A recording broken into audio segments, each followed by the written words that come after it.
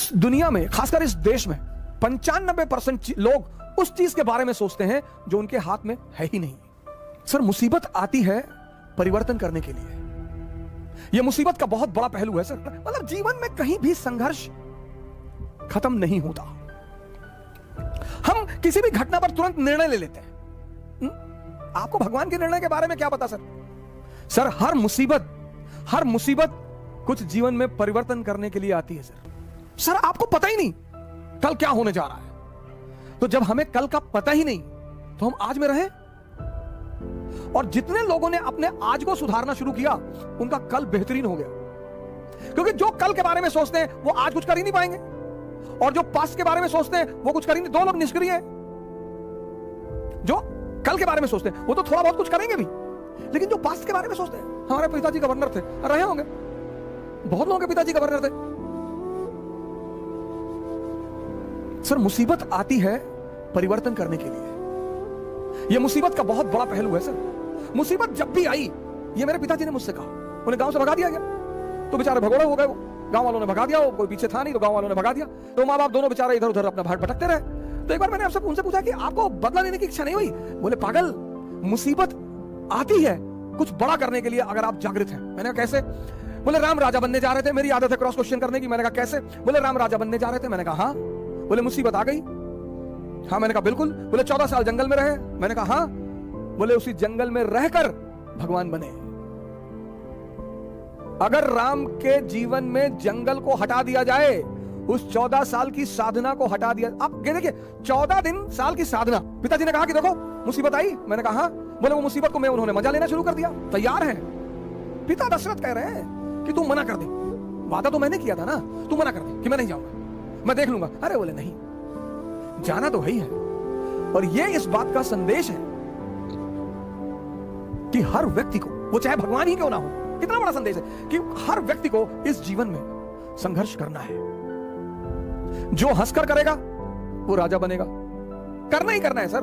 कोई दुनिया में ऐसा व्यक्ति है ही नहीं जिसको संघर्ष ना करना पड़ा सर। लेकिन जिसने संघर्ष में मजा लेना सीख लिया,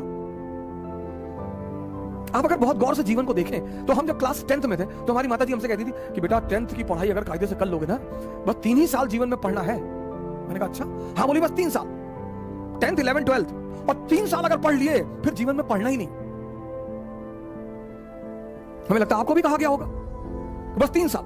अब आपने पढ़ लिया, 97.8% आपके मार्क्स आ गए। अब पता चला कि भैया अगर IIT निकल जाए, मेडिकल निकल जाए, KGMC मिल जाए, और फिर तो जीवन, आपने फिर से दम लगा दिया। IIT भी निकल गया। अब जब आप IIT से निकल आए तो फिर एक और बवाल हो गया। आपके मोहल्ले का एक लड़का IAS हो गया। पूरा खानदान में पूरा खानदान को दहेज में BMW मिल गई। 10 करोड़ कैश मिल गया। अब आपके पिताजी फिर आपकी तरफ पलटे कि तुम तो वैसे भी इस परिवार के चंगेज खान हो, तुम्हें किस बात का डर? तुमने कहा हाँ, चंगेज खान तो मैं हूं। हाँ बोले, जब ये मामूली सा सिंह साहब का लड़का अगर IAS बन सका, तुम्हारे लिए क्या है? तुमने कहा बिल्कुल हमारे लिए क्या है। और तुमने झोरा डंडा उठाया और बाबूजी का पैर छुआ कि बाबूजी चल रहे हैं, अब दिल्ली फतेह करके जाएंगे। चलो फिर IAS बन गए, फिर बन गए। आप देखो जिंदगी में कहीं भी संघर्ष खत्म नहीं हो रहा है, रूप बदलते जा रहे हैं। रूप कहीं भी संघर्ष फिर यह हुआ कि भाई IAS बन गए, अब चलो शादी हो गई, मजा आएगा। फिर एक धोखा आ गया, मजा आएगा भाई, शादी हो गई। फिर 6-7 महीने अपना आनंदित हुए, घूमे टहले, और बड़ी बधाइयां आई, और ये आया और वो आया। फिर बच्चे हो गए, फिर एक नया संघर्ष शुरू हो गया। फिर अब बच्चों की जिंदगी बनाना। मतलब जीवन में कहीं भी संघर्ष खत्म नहीं होता। तो जब संघर्ष खत्म नहीं होता तो क्यों ना मजा लेके संघर्ष किया जाए। और जितने लोगों ने मजा लेके संघर्ष किया उन्होंने इस दुनिया पर राज किया, राम को भगवान बना दिया। मुसीबत, अगर आप जागृत हैं, एक आदमी था चाइना में, उसके पास एक बड़ा जबरदस्त घोड़ा था। कैसे? जो व्यक्ति जागृत होता है उसका मुसीबत कुछ नहीं कर पाती। बहुत बड़ा नियम है जागृति सर, होश में रहना बहुत बड़ा नियम है। तो चीन में एक आदमी था किसी गांव में, उसके पास एक बड़ा नायाब घोड़ा था, बहुत नायाब, मतलब हवा से ज्यादा स्पीड थी घोड़े की। तो उस देश के राजा ने उस आदमी को बुलाया, कहा तुम अपना घोड़ा मुझे दे दो, तुमको मैं मुंह मांगी कीमत दूंगा। उस आदमी ने कहा कि सरकार घोड़ा तो ना बेचेंगे। अरे लोगों ने समझाया कि पागल हो, तुम क्या करोगे घोड़े का, और इतना पैसा राजा तुमको दे रहा, भेज दो। अरे उसने कहा यार तुम लोग क्यों मेरे पीछे पड़े हो, जाओ अपना काम करो, हम नहीं फायदा ले रहे ना, जाओ। एक दिन क्या हुआ, घोड़ा भाग गया।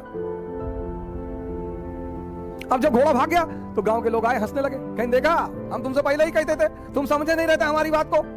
अरे उसने कहा बड़ा भाई घटना सिर्फ इतनी है कि घोड़ा भाग गया है, बस, इसमें ज्यादा चिंता करने की बात नहीं है, वो चला गया तो चला गया, मैं क्या करूं। जी पागल हो, तुम्हारा नुकसान हो गया, बोले कोई नुकसान नहीं। 10-15 दिन बीता, एक दिन घोड़ा वापस आ गया और अपने साथ 20 घोड़े और लाया अपनी तरह के। गांव वाले फिर आए, कहीं बेटा तुम बहुत चालाक आदमी हो, तुमको पता था कि कुछ कांड करने गया है, बड़ा बढ़िया यार, तुम तो बड़े फायदे में हो यार, पहले तो अकेले था, अब तो 20 ले आया। उन्होंने कहा यार तुम लोग राय देने क्यों चले आते हो यार बार बार, अरे घोड़ा चला गया था, आ गया, अपने साथ 20 घोड़ा और ले आया, घटना बस इतनी है, इसमें बहुत ज्यादा खुशी होने की कोई बात नहीं। पड़ोसी राज्य ने उस रात पर हमला कर दिया। अब वो जो 9 घोड़े आए थे उसमें से एक घोड़े को इस किसान का बेटा ट्रेन कर रहा था, घोड़े से गिरा, उसका दोनों पैर टूट गया। गांव वाले फिर आए, ये बड़ा बुरा हुआ यार, बताओ तुम्हारे लड़के का दोनों पैर ही टूट गया। बोले यार तुम लोग शांत नहीं रह सकते हो, अपना निर्णय अपने पास नहीं रख सकते हो। ठीक है यार पैर टूट गया, देखेंगे, भगवान कुछ करना चाहता होगा, अच्छी बात है, जाने दो। उसी वक्त पड़ोसी राज्य ने इस राज्य पर हमला कर दिया। गांव के जितने भी जवान लड़के थे सब सेना में बुला लिए गए, सिर्फ किसान का बेटा बचा, क्योंकि उसके पैर टूटे हुए थे। हम किसी भी घटना पर तुरंत निर्णय ले लेते हैं। आपको भगवान के निर्णय के बारे में क्या पता सर? सर हर मुसीबत कुछ जीवन में परिवर्तन करने के लिए आती है सर, अगर आप जागृत हैं तो। क्योंकि पिताजी कहते थे कि बेटा हम तो मध्यम वर्ग के लोग हैं, हमारे पास खोने को कुछ नहीं है। ये हमारे पिताजी हमसे हमेशा कहते थे कि हम तो बेटा मध्यम वर्ग के लोग, हम कौन सा मुगल खानदान के लोग हैं। तो तुम ये कभी मत सोचना कि तुम हारोगे तो बेइज्जती हो जाएगी। तुम अकबर के बेटे थोड़े हो, तुम तो एक डाकखाना के बाबू के बेटे हो, तो तुम्हारे हारने से तुम्हारी बेइज्जती तो कभी होगी ही नहीं। तारीफ कुछ लोग जरूर करेंगे कि फलाने का लड़का लड़ाई किया। आपको क्या डरने की जरूरत है सर?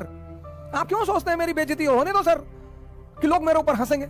लोग सिर्फ मुर्दे पर नहीं हंसते, जो जिंदा है उस पर तो लोग हंसेंगे ही सर। अगर लोग आपके ऊपर हंस रहे हैं इसका मतलब आप जिंदा हैं। अगर लोग आपको पीठ पीछे गाली दे रहे हैं इसका मतलब आपने चमकना शुरू कर दिया है। अगर लोग आपकी आलोचना कर रहे हैं तो आप कहीं बहुत आगे बढ़ रहे हैं सर। ये सब दिशा सूचक यंत्र हैं, गाली, आलोचना। पर हमारे मिडिल क्लास के पेरेंट्स हमको बहुत डराते हैं, बहुत पेरेंट्स को, बेटा बेइज्जती मत कराना, मैं तुगलक वंश के हो, बेइज्जती मत कराना, कि मौर्य वंश के हो। अंबेडकर की बेइज्जती हुई, उन्होंने मजा लिया, भगवान बन गए। गांधी की बेइज्जती हुई, उन्होंने मजा लिया, भगवान बन गए। चाणक्य की बेइज्जती हुई, मजा लिया, भगवान बन गए। बेइज्जती तो बहुत जरूरी चीज है सर जीवन में, वो ऑक्सीजन पैदा करती है, ऑक्सीजन, जज्बा, टेम्परामेंट। बेइज्जती बहुत जरूरी है सर, डरने की कोई बात नहीं। जय हिंद।